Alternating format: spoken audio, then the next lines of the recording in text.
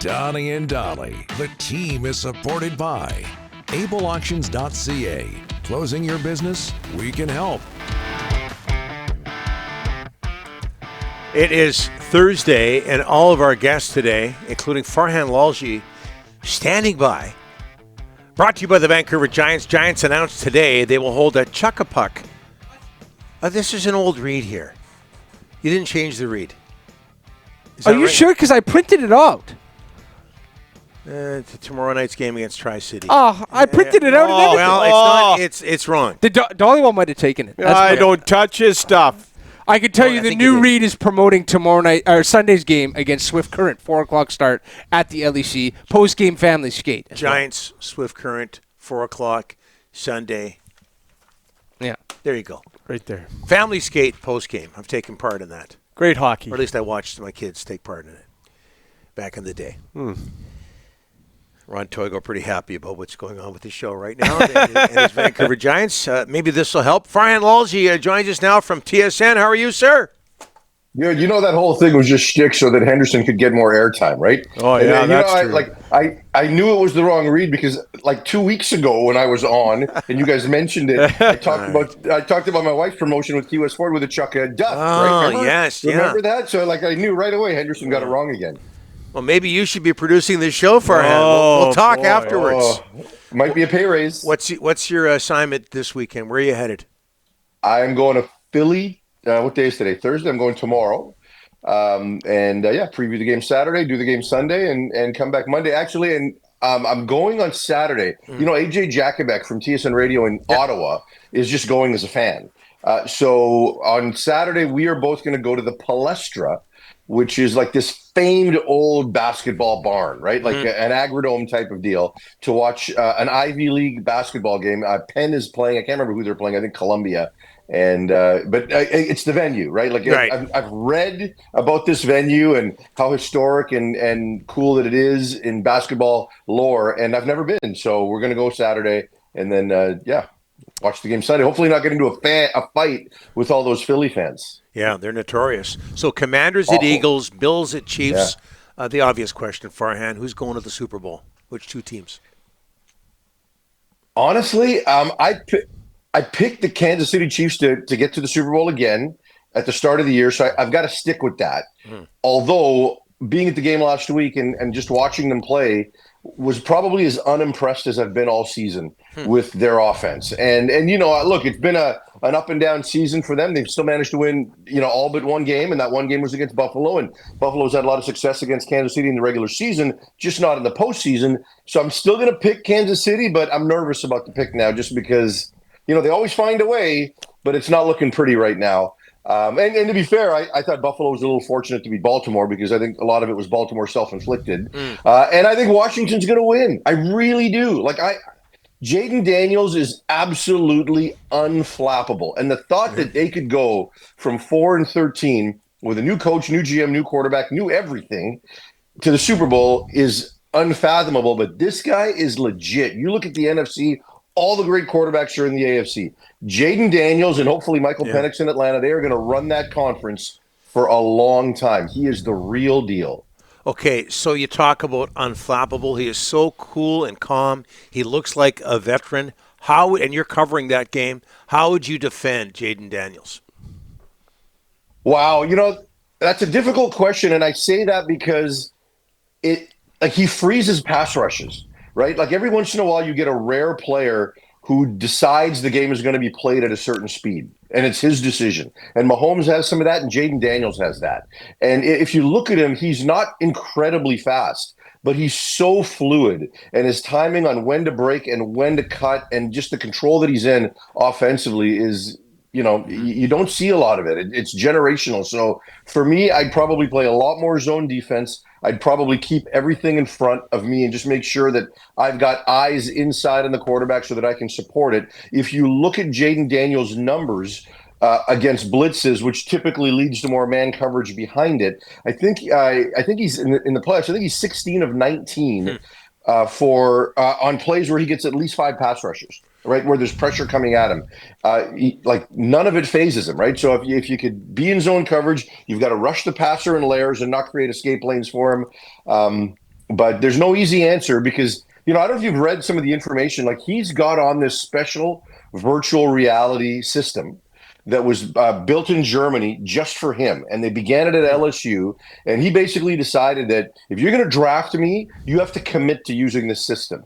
And it's basically run at like 1.50 speed. So everything is at one times, like it's faster than what he's going to see in a game. And then all the players are loaded in. And so he's so cerebral and he's so fast because of how he's been trained that playing the game almost feels slow for him right now. All right, Farhan, what a tough loss for the Canucks the other night. Well, not a good loss at all against Buffalo. They had a 2-1 lead. Rick Tocchet called it the most disappointing effort in 2 years. Your thoughts on that game and where they stand today?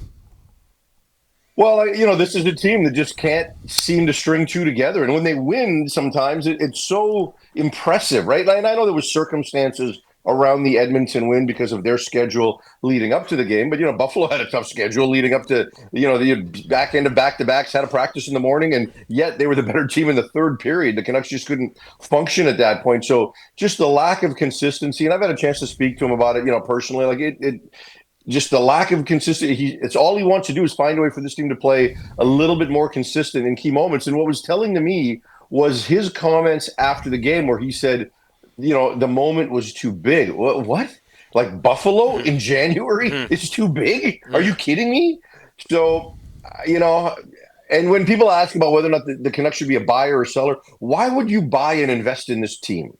Why would you do that if you're Patrick Allvin and Jim Rutherford? They've got to decide on when the best timing is to move on from JT Miller. It's tricky because if he continues to have this weird season, people think that, okay, if you wait till the end of the year, you're going to get more value. Right now, teams are going to want him for pennies on the dollar.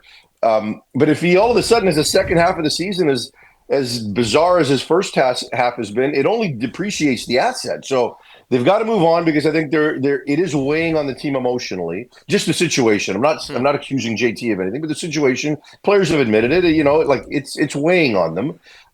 They do need some level of clarity here, and then they need additions. Yeah, but this team needs a mental makeover right now more than a physical one. But the Miller, it's a situation where it's outside noise, and the outside noise is going to continue till he's traded. It doesn't help the dressing room. No, Rick. There's one of two things. Like, outside noise implies there's not a real problem. Right. Okay, yeah. Jim Rutherford and Patrick Allvin aren't going to make a trade of a player of this stature if there isn't a real issue going on in the locker room. It's not just we know that. Rick Dhaliwal and Farhan Lalji won't stop talking about it. That's not it. But the noise stops if you move him or if he plays better. Pick, because there are two options here. Yeah. Right. And so, moving him is one of them. And you're right. Like it's not going to go away until one of those two things happens. What about the status quo, Farhan? We talked about that in our first segment. What if nothing happens and somehow they get their act together? Well, that's a big if, right? Like, if to my point earlier, if nothing happens, meaning no trade, and JT Miller starts playing better, then Pettersson, right? Like, and Pettersson, and speaking of Pettersson, people believe that if you get rid of one, it's going to help the other. I got to tell you, I'm not so sure. Because if you get rid of Miller and Pettersson's play doesn't improve, how do you think that goes over in the marketplace? We just lost, a heartbeat type of guy, even though he's not playing like that currently. We just gave up this guy because of you. Yep. Like, people will blame Pettersson. People will blame Pettersson for the JT Miller trade. And if he doesn't improve, like, if you think not having a contract put pressure on him, and then if you think having a huge contract put pressure on him, imagine JT Miller out the door because those two guys couldn't figure it out. Imagine what pressure that's going to put on him. Okay. Now, before we let you go, Farhan, you had a really interesting tweet, I thought, in regards to Bo Lacombo retiring after 10 CFL seasons, 9 with the Lions, and how old that made you feel. Well, and you would know, right? Because, the only person that makes me feel young is you. You had to say that.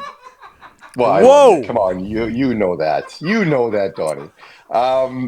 It's funny, Calvin McCarty kind of gave me that first moment because Calvin I coached against when he was in the 8th grade. Yeah, St. Thomas. Yeah, and he went through his entire career. Watched him in college, got to the CFL, played 13 years.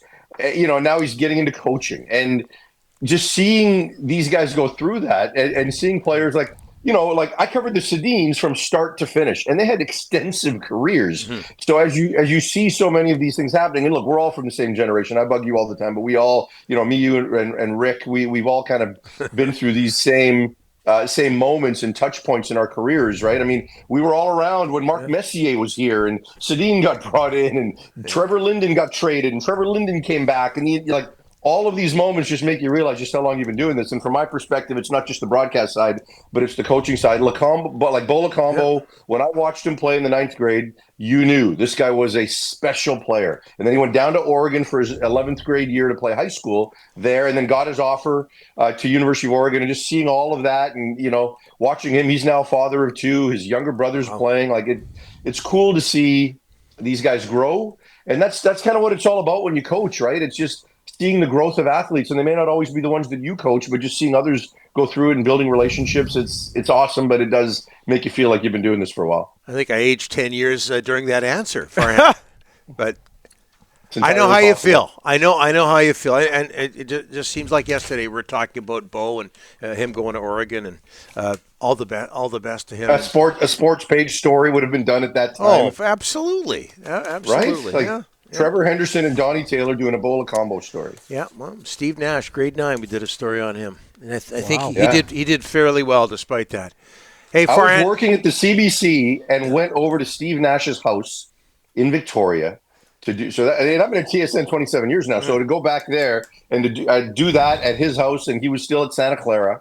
I remember when he walked into my office with Jay Triano as the head coach. Jay was trying to recruit him out of St. Mike's High School to go to Simon Fraser, and he introduced me to him. And just think, he was still in high school at that time. Wow, we are aging.